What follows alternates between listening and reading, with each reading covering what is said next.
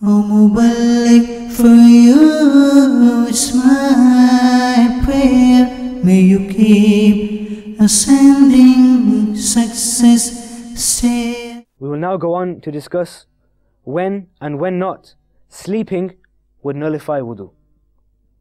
There are two coincident conditions for the invalidation of wudu due to sleeping.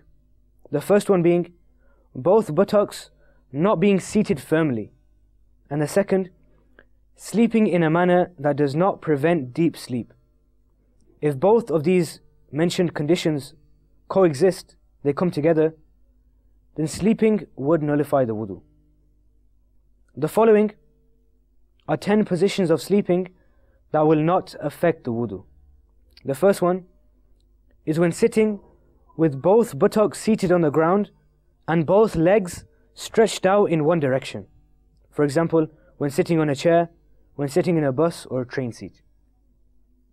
The second position of sleeping that does not affect wudu is sitting with both buttocks on the ground and both shins encircled by the hands, regardless of whether the hands are on the ground or the head is rested onto the knees.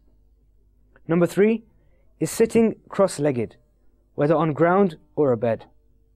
Number 4, sitting with folded legs and straight as we sit in the qa'dah, in the at-tahiyyat position.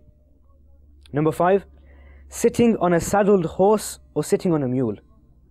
Number 6, sitting on the bare back of a horse or a mule, provided it is walking uphill or on a plain path. Number 7, sleeping against a pillow with the buttocks firmly resting on the ground, even if he falls down on the removal of the pillow. Number 8, standing. Number 9, in ruku position. And the 10th and the final condition which is mentioned with regards to the positions of sleeping that do not affect wudu is in the position defined for sajda of men according to the sunnah, i.e. the belly and the thighs separated and with the arms and the sides separated. So in all these positions that have been mentioned, sleeping in each of these positions will not invalidate wudu. Even if one is in salah, the salah will not be nullified either, even if one sleeps deliberately. However, it must be remembered that the part of salah that is spent asleep must be repeated. And if any act is offered partly awake and partly asleep, the part offered awake does not need to be repeated, but the part offered asleep must be repeated. In the following are 10 positions of sleeping that will nullify wudu. 10 positions of sleeping that will invalidate the wudu. The first one being in a half sitting position with the buttocks not touching the ground. Number 2, sleeping on one's back. Number 3, sleeping on one's belly. Number 4, sleeping on one side. Number 5, sleeping with one elbow raised. The 6th position of sleeping that will nullify wudu is sitting down, leaning to one side with one or both buttocks lifted off the ground. Number 7, sitting on the bare back of an animal walking downwards. Number 8, sleeping in the position of tashahhud with the stomach pressed against the thighs and both buttocks not pressed firmly. Number 9, sitting with the legs folded and the head resting on the thighs or shins.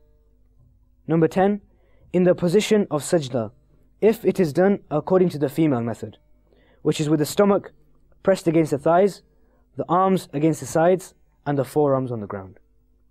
So in any of these positions that have been mentioned, sleeping in any of these will nullify the wudu, regardless of whether or not a person is in salah.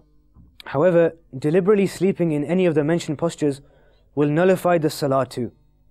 If it's unintentional, only the wudu will break and not the salah. After completing wudu, one can resume the salah from where he left off under certain conditions, but if he is unaware of those conditions, then in this case he should start from the beginning.